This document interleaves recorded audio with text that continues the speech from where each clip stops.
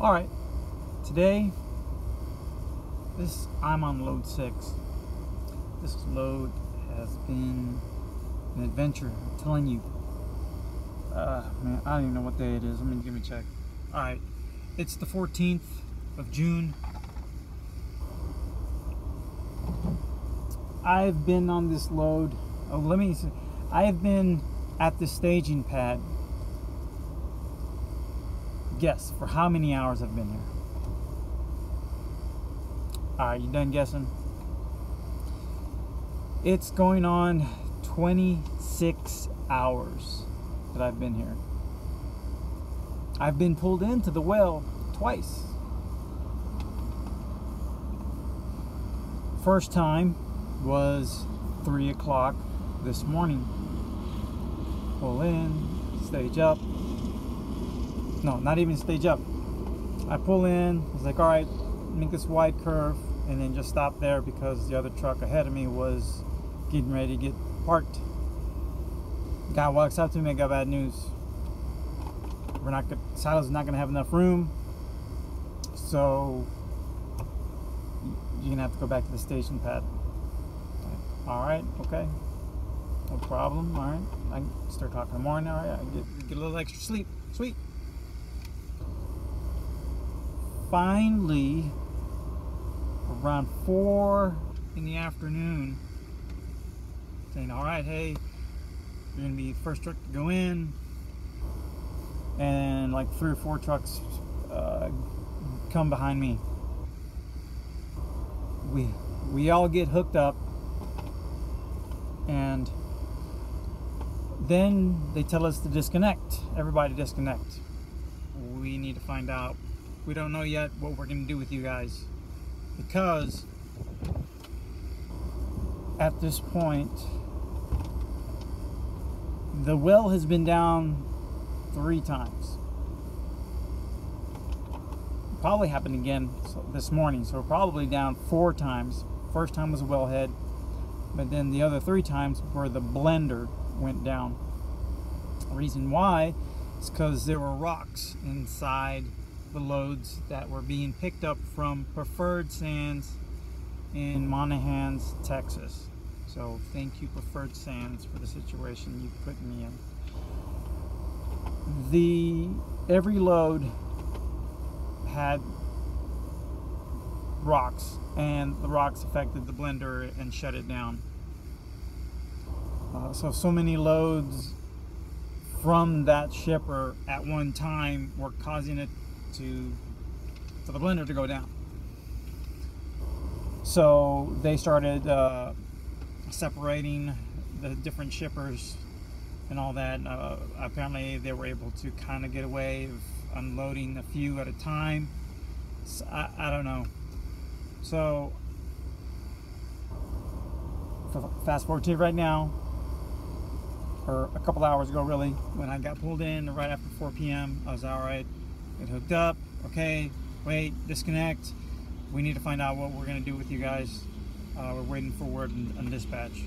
So we waited and waited, and guy comes up to me, says, okay, we're not gonna be able to unload you right now. We're gonna unload these other trucks. I'm like, okay, fine, as long as I get unloaded soon.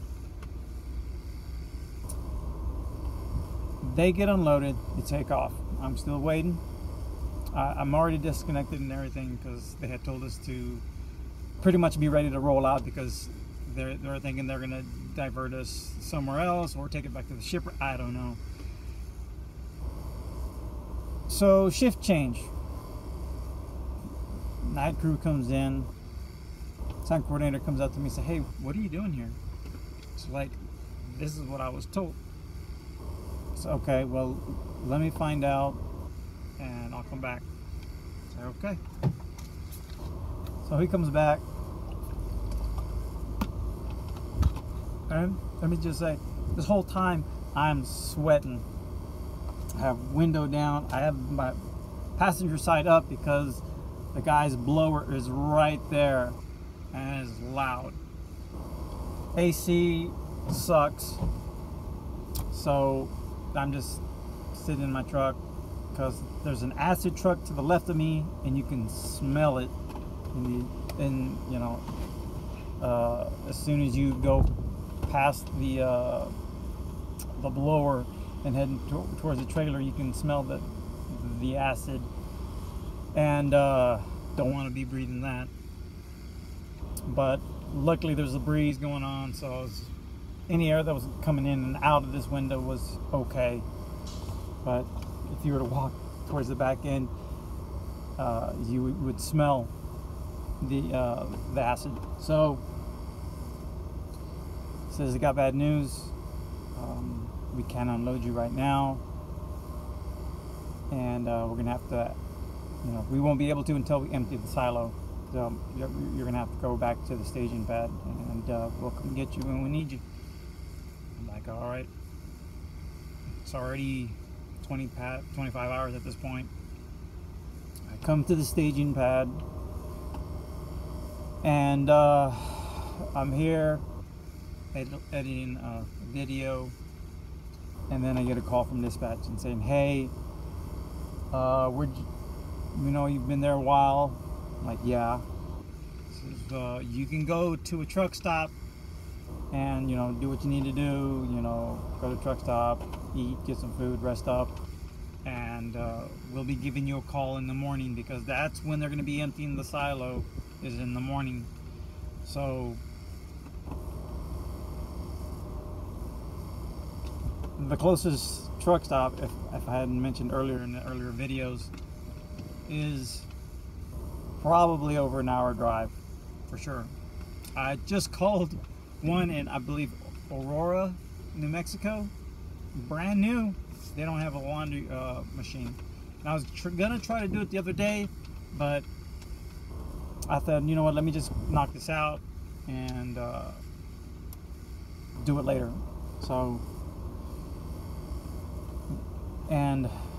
that truck stop doesn't have one. The one that I do know is in Hobbs.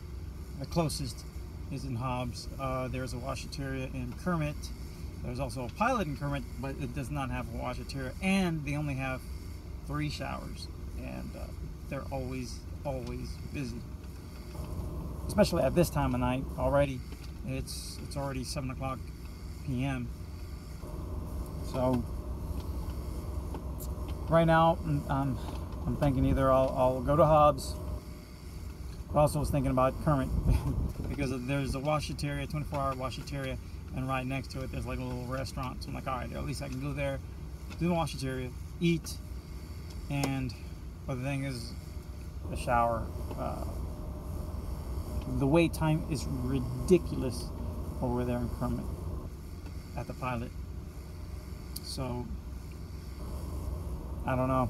Thinking about it, thinking about going to Hobbs, thinking about going to Kermit. Right now, that's my predicament. I'm trying to weigh which one would be my best decision to go, because I have a full bag of laundry. I have one set of FRs that are clean. So yeah, that's the decision I'm trying to make now. So yep, I did have to call back and confirm with dispatch saying, hey, okay, if I leave, come back in the morning, does that period, am I still going to get paid for detention? Because since it's already been over 24 hours, with this shipper, again, 4 hours are free, then it's $60 an hour, caps at $500 within a 24-hour period. So now that I'm already, what, 26 hours in, 24-hour clocks starts over again. So I've already given 2 hours free. The next 2 hours are free. Then after that, I'll be getting paid $60 an hour. And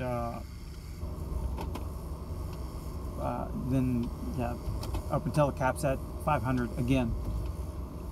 So, I mean, it sucks, but that's, you know, that's the cards I've been dealt with this load. So, yeah, it's just been very frustrating. So, just in case you're wanting to come out, haul some frac sand, this is something that could happen to you. I'm sure there's even worse stories. I mean, I've heard back in the day people doing 30 hours or even longer. But these days it sucks worse because you're only getting a cap.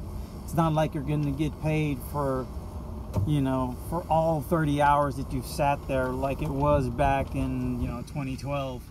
From what I've heard from other drivers back then, I mean, people were happy to sit there as long as they could because there was no cap.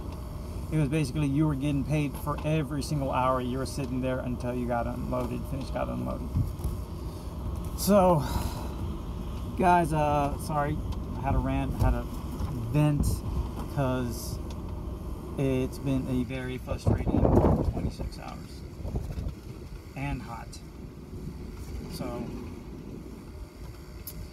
that's it for now, guys. I will update y'all later. Hopefully this next clip you'll see is basically me being emptied and then either going to get another load or getting ready to start heading back towards Midland to get my truck ready for the shop and get packed and maybe get a hotel and next to the airport and be ready to fly home Saturday morning so I can go see my kid and my wife and get to relax and have some downtime. I'm so looking forward to that right now because it's been one long month that I have not seen them. So that's it for now, guys. I appreciate you watching. Hit the subscribe button and y'all be safe. Talk to you in the next video. Bye.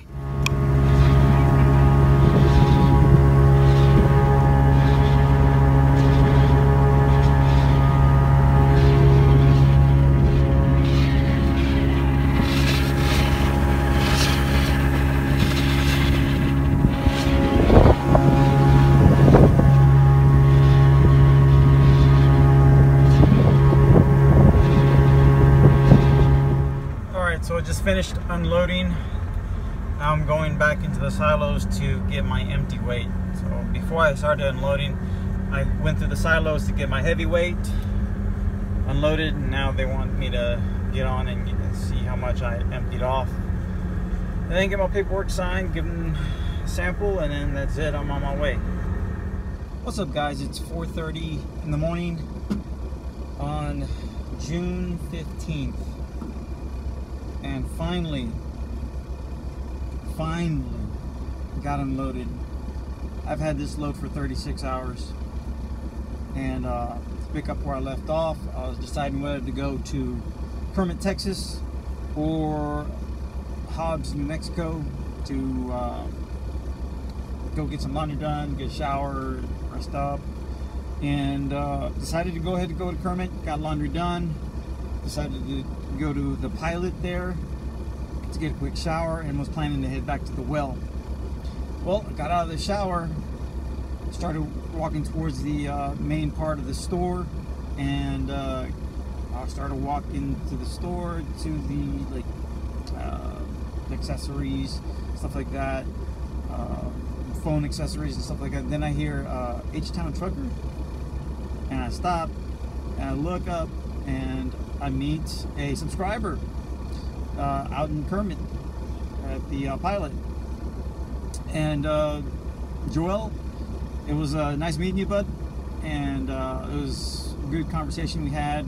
And I look forward to meeting you out again, because the well, I'm going to be in the same area pretty much when the next well starts, because that should be starting this weekend. But I'll be flying out home for a couple of days, coming back, and it'll be pretty much the same run. But due to today's events, I might not be going to pick up sand from Preferred Sands in Monahans, Texas anymore, at least for this customer, because of the whole issue of rocks being inside the frac sand, which has shut down the blenders 3 or 4 times, possibly the 4th time, possibly early yesterday morning. And after my conversation with Joel, I got a call from the sand coordinator saying, hey, I just got an email from dispatch saying your load's going to be sent back to the shipper. Well, I hadn't gotten a call from dispatch at that point. I said, okay, cool, thanks, man. I hung up, called dispatch. The lady that answered was unaware of the situation. She put me on hold to confirm with the manager there. Came back on the line, said, okay, yes, we need you to go back to the shipper to dump off the load. So I asked for an ETA. I told him an hour and a half. It's really less than an hour because I'm not sure. I'm still not familiar with the area. I'm still getting used to how far these little towns are apart. So I just told him an hour and a half, but really it was less than an hour.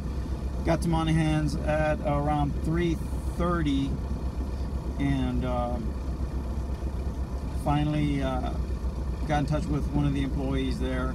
They wanted me to go through the silos, get my heavyweight, then loop around towards the back, dump off, and once I was done there, get back through the silos, get my empty weight, and then after that I would get my paperwork signed, and I would send that through the TransFlow app as a usual stop.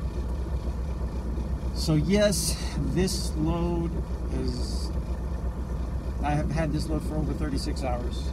To be specific, I got here at the shipper at 3 p.m. on the 13th. Left the shipper at 3:45, and now it's the 15th at 4:20 or 4:30 in the morning, and finished offloading. So now that's it. I'm gonna start heading towards Midland, shut it down, and start getting ready to go home. So I'll swing by the mechanic, drop off the truck. Hopefully I can get a room at a hotel that's closest to the airport, and then come Saturday morning, walk or get a ride through Uber maybe to the airport and fly home. I'm supposed to depart around 5:45 in the morning, something like that. But oh man, looking forward. Finally I get to go home, go see my family, spend time to relax and just enjoy family time, and then come back Wednesday and start all over again. So it's been one long month. At this point I'm happy that I've ended up in West Texas, because the first solid week was awesome. Got 14 loads this week, of course. Ever since we started picking up sand from this shipper, it's just shut down the well daily because of the contamination of rocks within the sand that's affected the blender and shut down the machines. So I'm done, I'm tired, I'm ready to go home and rest up and be ready to rock and roll when I get back. So that's it for now, guys. Thanks for watching. I'll talk to you guys later. Be safe, and if you got any questions, feel free to comment below. Send me an email. My email will usually be in the description. And leave a like and share this video with other people who you think might be interested in hauling frac sand. So y'all take care. See y'all next time. Bye.